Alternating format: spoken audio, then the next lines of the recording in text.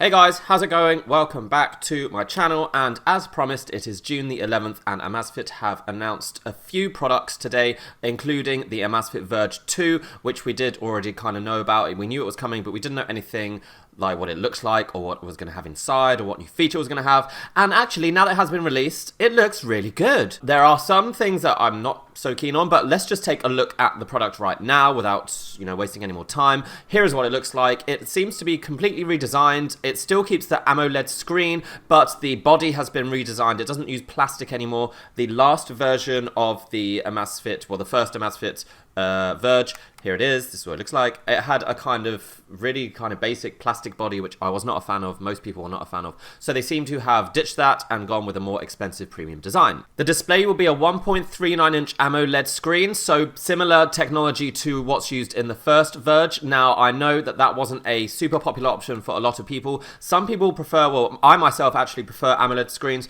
because they are very bright, very vibrant, very colorful, and I just prefer the look of them. But some people were hoping it would be a transflective display because that's much better at being displayed or being visible in sunlight outside.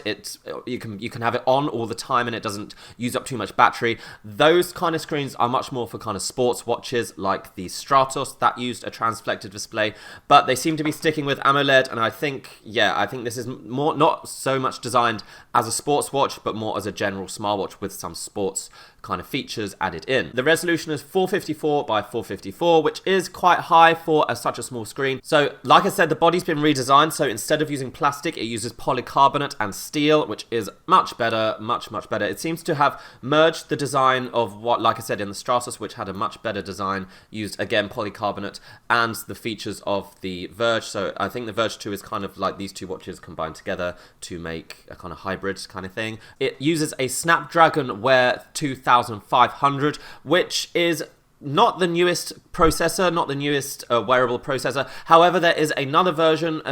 Confusingly, I don't know why Chinese companies always do this. They release several different products, have several different categories with slightly different names. I don't know. The basic version of the Verge 2 is going to use this Snapdragon 2500, but there's going to be a kind of boosted version which uses Snapdragon Wear 3000, which is the newest, or one of the newer processors, which should be slightly faster and slightly, give it a boost in power. But anyway, so yeah, there's two versions. One with the more powerful processor and one with a less powerful processor, but probably going to be cheaper. It will have 512 megabytes of RAM. It will also have an inbuilt eSIM, so that means you can use the 4G connection in the watch itself, but without using a physical SIM card, you use an electronic SIM card. Now, obviously, that will cost more depending on your provider. You'll be able to call, you'll be able to take messages, receive messages, go on the internet, all that kind of stuff. As for tracking, it will have the heart rate monitor, which it had before. It will have an accelerometer, pedometer, GPS, GLONASS, all that kind of stuff. But the new sensor that it will have is an ECG monitor, which is becoming a kind of popular feature now in modern smartwatches. The Apple Watch was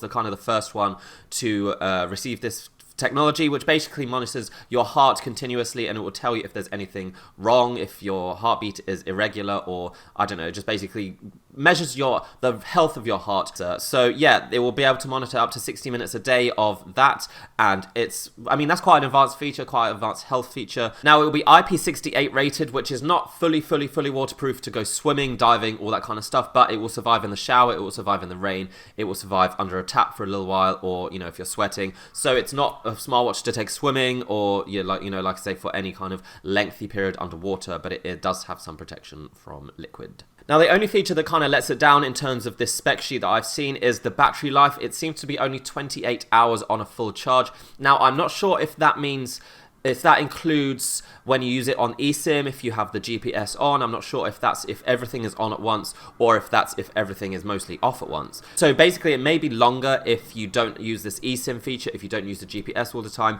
I'm hoping that's the case, because 28-hour battery life means you're going to have to charge it every day, and I hate charging things every day. So let's just take a look at the website that they've got up, because they've got the Chinese version of the website running, and I've just hit the old translate button. So we've got some Chinglish here to look at. So this is the watch.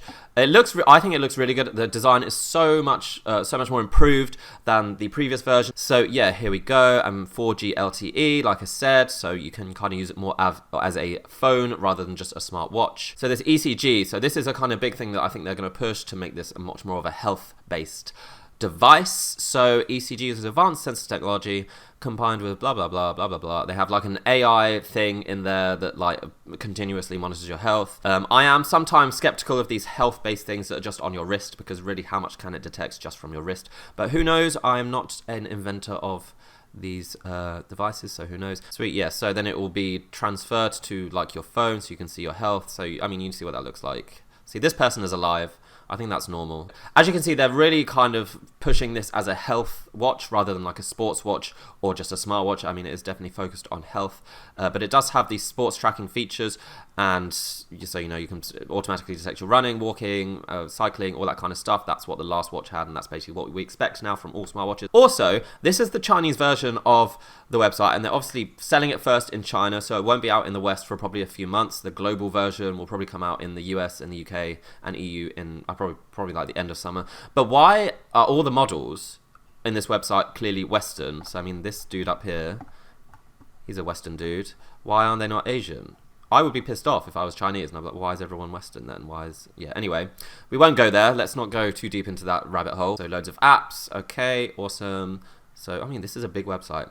Ah, yes, NFC. I mean, there will be an NFC version which will be slightly more expensive. However, I also don't think that's not going to work in the Western markets anyway, so it's not really for us. And here are the specs that you can see. Okay, so all of this information, I'm going to kind of repurpose it in my own website so it's easier to read, because this is kind of half translated from Chinese. So check out the link below if you want to see like a basic specs table and all the images you've seen here, and just a kind of English version of this website. So yeah, that is the Amazfit Verge 2. What do you think? I personally love the design from what I can see. Obviously, these are just you know, marketing images, so who knows what it's actually going to look like. The ECG and the updated heart rate monitor, all that kind of health tracking stuff, I'm personally a fan of that. I think that's going to be very big in the future, and I think basically eventually all smart devices will have something like this, and I think it's going to basically help people in the future to monitor their health and act on it. As far as the 4G thing, the eSIM, I probably wouldn't use that personally, but I can see why people would. I'm really looking forward to getting this watch. I will definitely get it.